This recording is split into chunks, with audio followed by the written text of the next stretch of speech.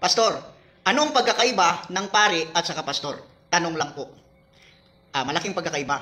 Kasi alam nyo, ang pari, 12 years nag-aaral sa Bible School pabalik-balik. Pero ang pastor, 4 years na nag-aaral sa Bible School. Ibig sabihin, mas daling nakaintindi ang pastor.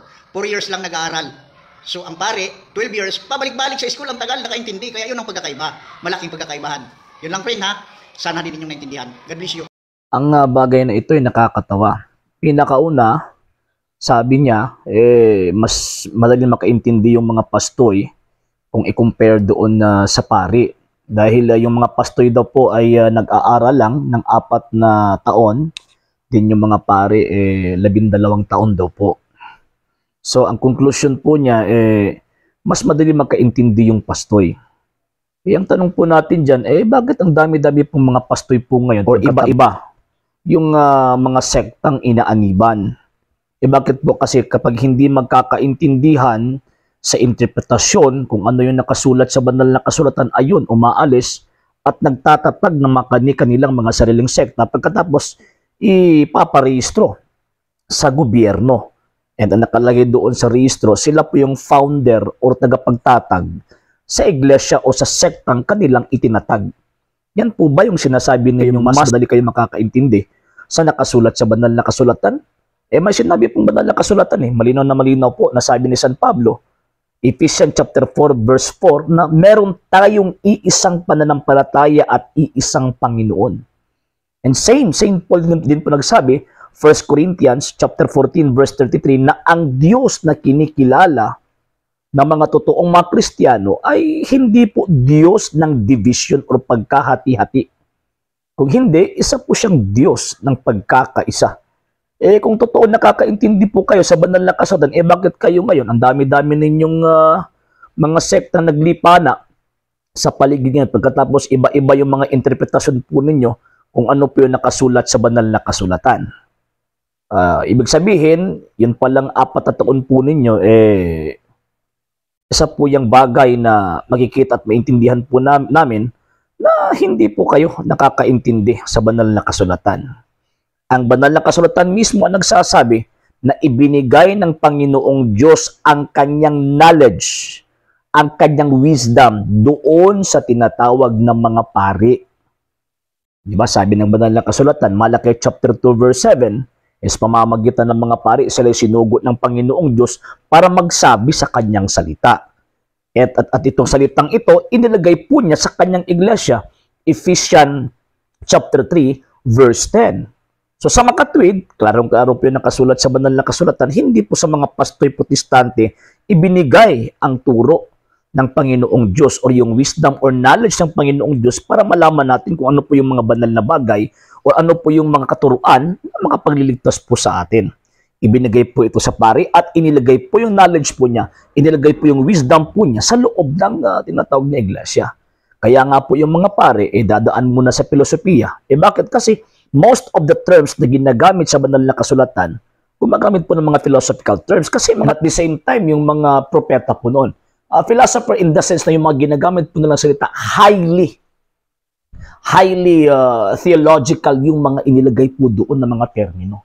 So kaya nga, hindi po pwede na iintindihan lang po ito ng kahit na sino. Kung hindi, maiintindihan lang po ito ng mga taong nag-aral. Kung ano po yung nangyari noon, ano po yung environment noon, ano po yung setup sa panahon po ng mga apostol para mas maintindihan po yung mga sinasabi. Kung ano po yung katuruan or mga isinulat ng mga apostol at ng mga disipulo ng mga apostol. So kaya nga yung mga pari, 4 years mag-philosophy po yan. Then after on that, another 4 years for theology. So kung meron po silang mga masterals, another na naman, 4 years. Kaya nga po, 12 years. Bakit? Kasi yung ano po nila, yung pag-aaral po nila ay hindi po basta-basta yun. For example, bibigyan ko po kayo ng example. For example, itong mga abogado. Yung mga abogado po kasi, hindi lang po 8 taon yung pag-aaral. Sa pagkakaalam ko, 10 taon. Bakit po? Para mas maintindihan po nila kung ano po yung nakasulat sa batas.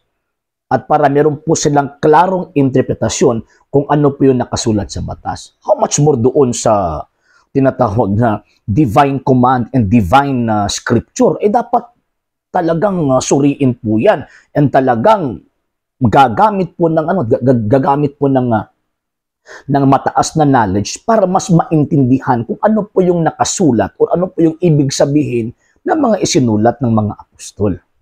So, yan po yung pagkakaiba. Kaya nga po, tinan nyo, di ba? Mga pastoy mismo, hindi nagkakaintindihan sa kanilang mga aral. Iba-iba yung mga relihiyon o mga sektang mga itinatag. Bakit po? Kasi hindi po sa nagkakaintindihan eh. So, yan po yung nagpapatunay na yung mga pastoy ay wala pong alam sa pananampalataya ng mga apostol.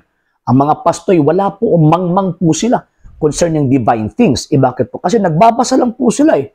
Hindi po naiintindihan po yung mga binasa po nila. And again, according sa banal na kasulatan, sa pari po, ibinigay ng Panginoong Diyos ang kanyang knowledge, ang kanyang wisdom sa pamamagitan ng kanyang iglesia. Hindi po sa mga pastoy. Sa hindi pa po nakapag-follow sa mga pages po natin, i-follow nyo po yung mga pages po natin, RJ Horolanciano II TV, Punto Argumento page, Kuya Apologist TV page, and RJ's Vlog 2022. And pwede rin po kayo mag-send po dyan ng Facebook stars. And also, sa ating po mga channels, sa hindi po nakapag-subscribe, subscribe po ninyo yung mga channels natin, The Lay Catholic, Apologist International Official, RJ Sano II TV, Kuya Apologist TV, and Barrio Kawayan Religious Forum. And pwede rin po kayo mag-send po dyan ng super sticker, super chats, and super thanks. And maraming salamat po sa mga kapatid at mga Katoliko na ulis pong tumutulong sa programa po natin. Maraming salamat po. Nang dahil po sa tulong at suporta po ninyo, ang programa pong ito, until now, andito pa rin po sa social media. And until now din po, nangangailangan pa rin po tayo sa tulong at suporta po ninyo dahil wala po kami magagawa rito mga sir, mga ma'am, kung wala po yung tulong at suporta po ninyo. Sa gusto pong tumulong, sa gusto pong sumuporta, pwede po ninyong ipadala ang tulong at suporta po ninyo sa pamamagitan po ng ating mga account numbers dyan po sa ating pong screen. And pwede nyo po kaming i-message sa ating pong page kung via remittance po yung papadala po ninyo. Maraming salamat po in advance.